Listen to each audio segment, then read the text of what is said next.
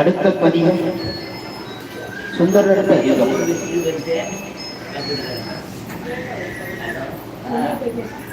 இந்த தேவாரத்தை எல்லாம் பாடினா புண்ணியம்.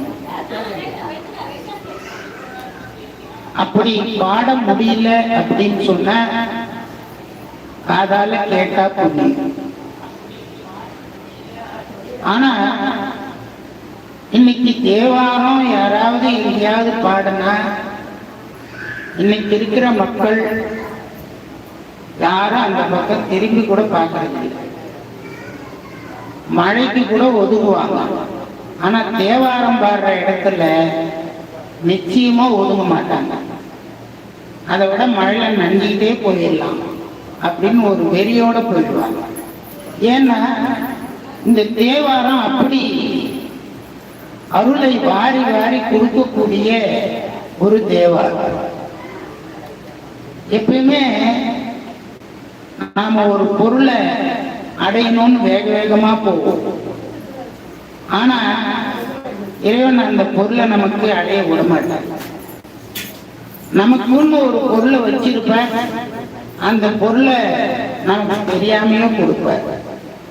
அப்படி தெரியாம கொடுக்கிறது தான் இந்த தேவாரம்.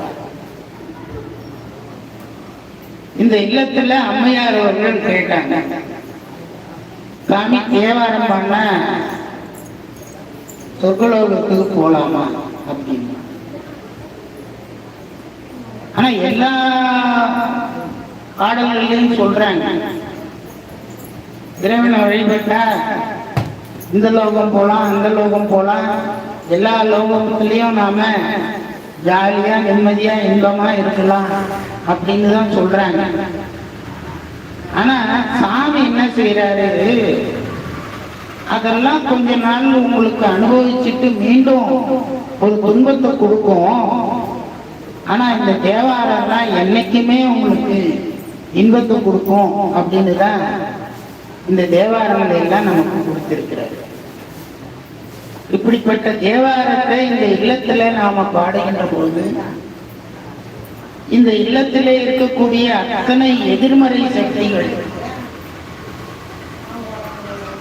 எதிராக நமக்கெல்லாம் நன்மை செய்யும் பொழுது தடுக்கின்ற சக்திகள் எல்லாம் கொஞ்சம் விலகி போய் நிற்கும்.